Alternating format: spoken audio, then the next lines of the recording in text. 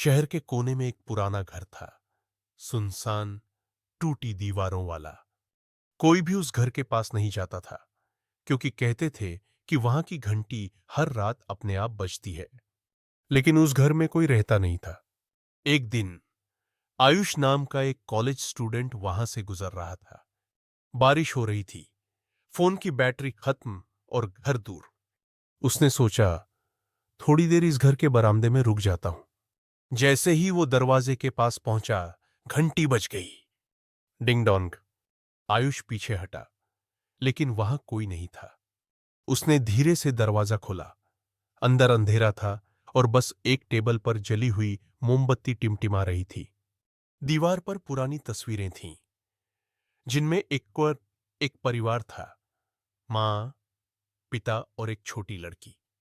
लेकिन सब तस्वीरों में उस लड़की का चेहरा धुंधला था, जैसे किसी ने जानबूझकर मिटा दिया हो। वो बोला, हेलो, कोई है यहां? कोई जवाब नहीं आया। बस ऊपर से किसी के चलने की आहट आई। वो डर गया, पर धीरे धीरे सीढ़ियां चढ़ने लगा।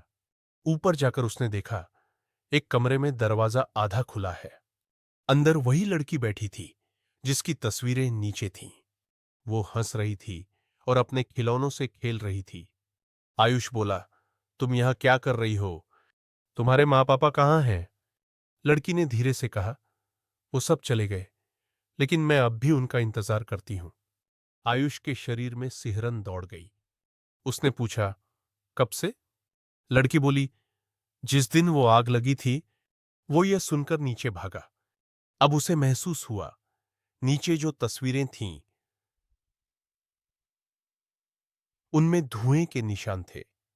टेबल पर रखी एक पुरानी न्यूज़पेपर की कटिंग में लिखा था, सरिया डेगी कप, परिवार की दर्दनाक मौत, घर में लगी आग में तीनों की झलकर मौत।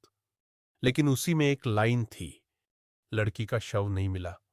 अब उसे सब समझ आ गया। वो लड़की कोई इंसान नहीं थी, एक आत्मा थी, जो अब भी दरवाजा खुलने का इंतजार कर रही थी। उसी समय फिर घंटी बजी। Ding dong. आयुष ने पीछे मुड़कर देखा।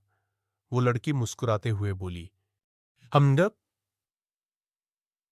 अब तुम मेरे साथ रहोगे ना? घंटी लगातार बजती रही और बाहर का दरवाजा अपने आप बंद हो गया।